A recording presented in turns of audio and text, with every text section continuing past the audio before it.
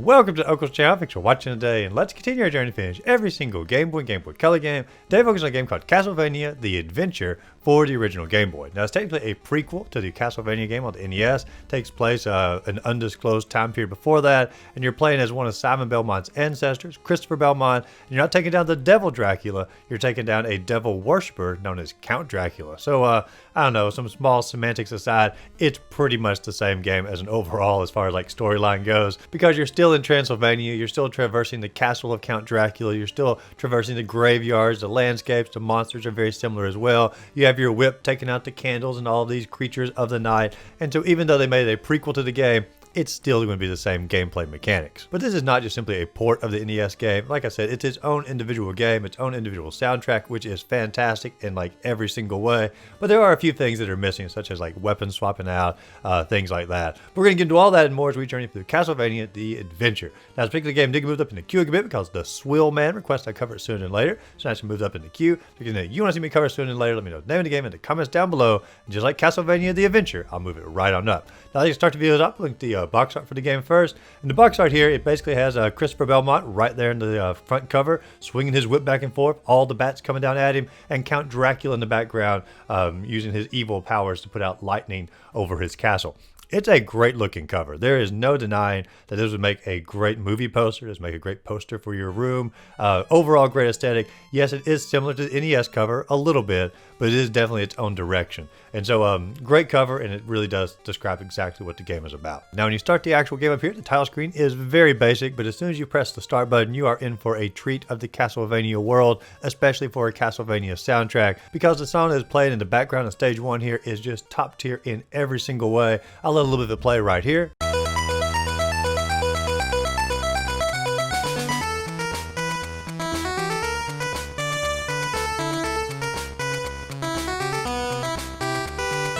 It is a wonderful song, and the soundtrack goes hard the entire game here, so do not discount the soundtrack even if you do not end up playing this game.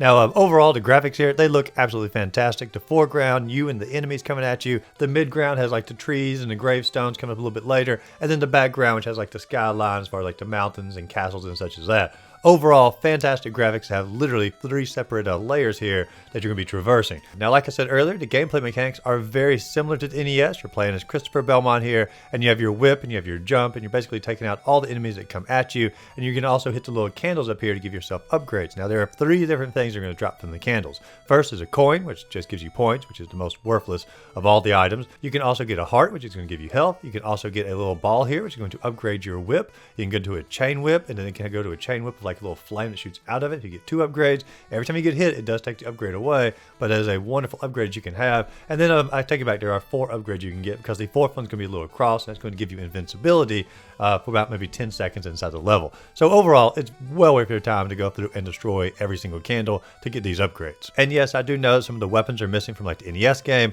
but as you're playing the game, like I didn't really think about it a whole lot. I just sort of went with the weapon that I had, and I had a good time with just simply using the whip here. Now, as far as enemies in stage 1, you got these little blobs that drop down from the trees that morph their way into being zombies here. You have these little baby naked birds that are running back and forth on the screen. I don't know exactly what they are, but they look like little newborn birds to me anyway. You have these giant rolling eyeballs that come across the screen, and if you destroy them, they actually blow up and can cause a small explosion, which can cause damage to not only you, but also to the environment, which we're going to get to here in just a little bit. You have hawks that sort of nosedive you here, or dive bomb you, and they actually do this behind you and then come up for a surprise attack in your back. And overall, the enemy here, this is just simply level 1. The enemy variety is already pretty darn huge for just simply 1 level thus far into the game. Now, level 1 for the most part is a flawless Castlevania adventure for probably like 3/4 of the level. And then you get to this one part here, and you're having to jump from one platform to the next platform. And it's the first time you've actually had to use platforming in the game. And I'm here to tell you, none of the monsters in the game, none of the bosses in the game, that's not the true nightmare. The platforming aspect in this game is the true nightmare that you need to watch out for. And you have to be pretty much right there on the very far edge if you want to make this jump effectively. Otherwise, you're going to miss the jump, fall directly into the hole, and lose one of your lives. Now, that's not the only platforming element in the first stage. As soon as you finish this one up, you're then encountering like probably 16 or 20 platforms in a row,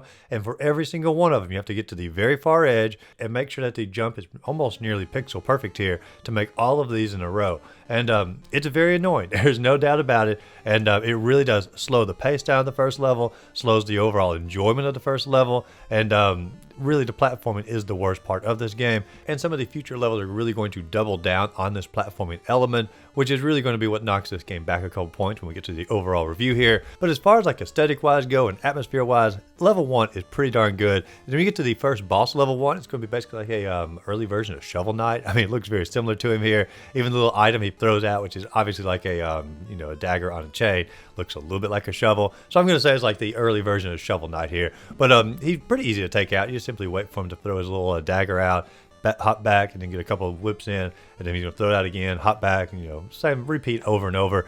Really simple. The bosses don't actually start the arena until you actually destroy the candle and get to collect a little item here. And so it's nice, like, get to the boss arena, take a little breather here before you actually begin the actual fight. And so I don't know, boss 1, overall level 1, a good level except for that small platforming bit. And then we journey off into level number 2, which can be like the basement or more like the dungeon or the cavern area. And there's gonna be like bats hanging from the ceiling. They're gonna try to attack you. These little snake fireball shooting things. There's a version of this in the first Castlevania, but this is definitely a different aesthetic for the Game Boy here. And then you also have these little jesters that shoot out or throw out like little sickles to try to hit you. You can duck down and avoid them when they're coming above your head and simply jump over them when they're coming back at you. It's like little boomerangs here. But for the most part, this level is fairly normal. There's a few little platforming mechanics that are a little bit off, like in the first level, nowhere near as annoying as far as like having 20 in a row, but there's a few little jumps that are hard to make. But the most memorable part of this level is when you're going across this little bridge here inside the caverns, and the eyeballs start rolling over at you. And if you actually try to destroy the eyeballs, of course they blow up, and then they blow a hole in the bridge here. And then you have to actually jump over the hole in the bridge while avoiding the eyeballs that are coming in front of you and behind you, and it makes for pretty much an impossible situation. So to me, the best strategy was just simply to not destroy any of the eyeballs, and it's like absolutely necessary here, and just simply hop over them. It does take a little bit of practice to get the jumping down right, but hop over them and you're going to be able to get through this without worrying about falling to your death. You might get hit a couple times, but you're not just simply going to have an instant life loss. And then we come to a fairly annoying part in the game, because I generally like to collect a lot of stuff, and it's pretty obvious here. And there's a candle that was in a really, I don't know, difficult spot to get to. It's on the far left of the screen here, and you pretty much had to have pixel perfect jumping of these falling platforms in order to get to it. And I tried this probably 30 times to try to get over to this candle here, and every time I tried it, I failed, and I would try a different strategy. I fell on that one, I tried a different type of jump, fell on that. Failure after failure after failure. I never got this candle. So if you're watching this video now and you know what item is behind this candle, let me know in the comments down below, because I have literally no idea. I like to believe it's like some sort of super secret item, so there's actually a 5th item that you can get, but I don't know, it's probably not, it's probably just like a heart or something, but they really made this one like the absolute hardest one you could possibly get.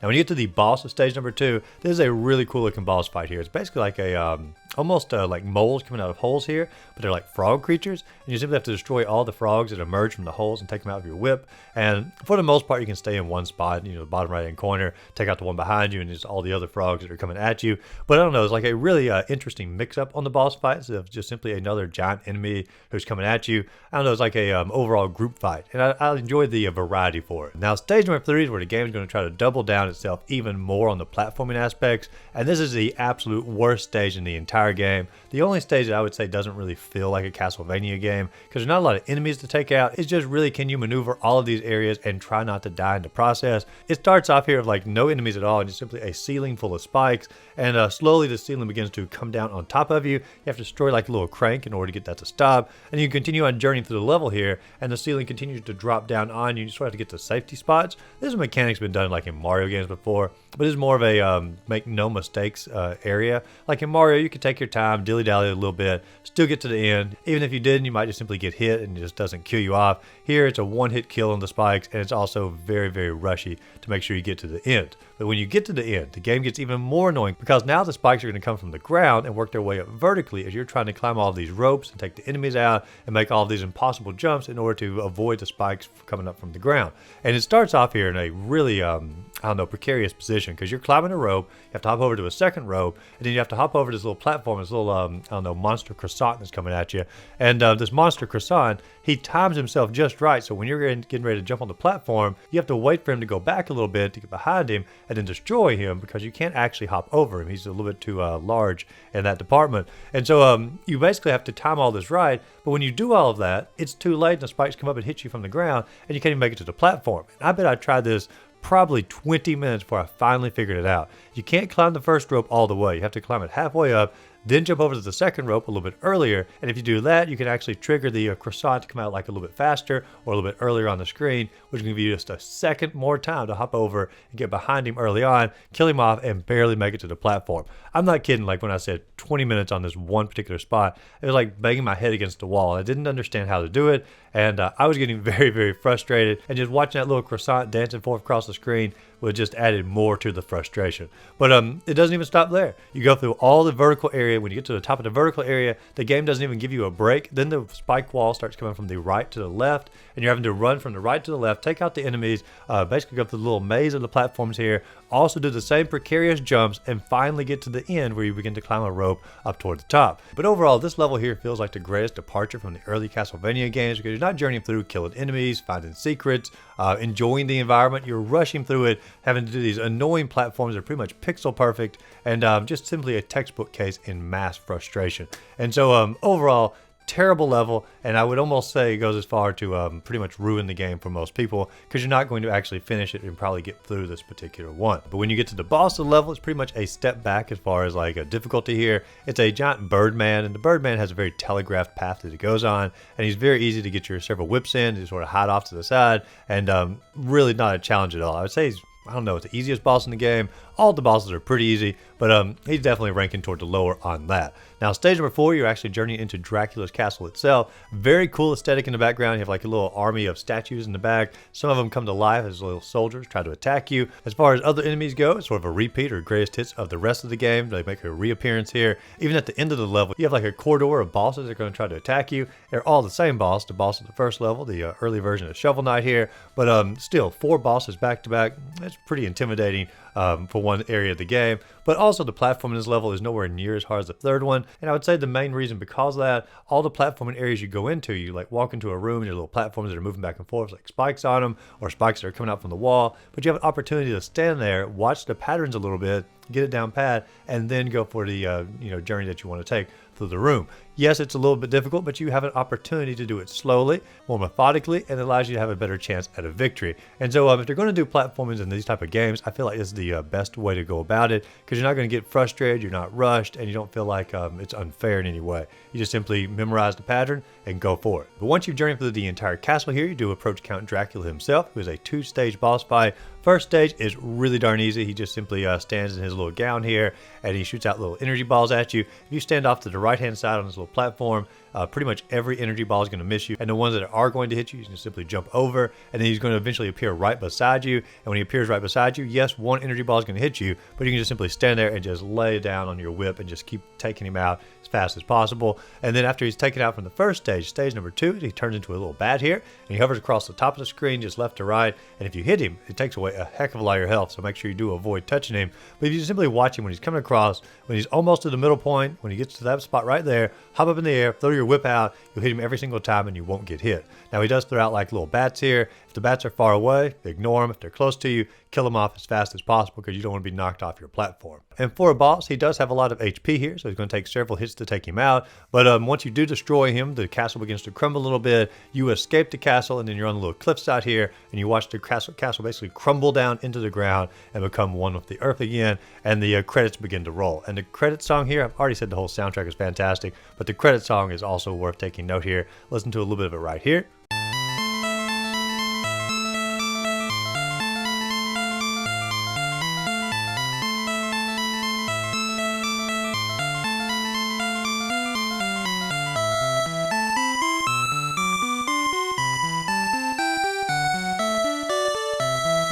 A truly wonderful song to end the game off with. And then after all the credits have rolled, Count Dracula then emerges from the little crumbly castle, flies off in his bat form, and then it says the end. And you can actually restart the game here and play through it all over again. I assume in a hard difficulty, because it says stage 5. I don't know if it's actually harder or not. I went through like halfway through the stage 5 here, which is a repeat, like I said, of stage 1.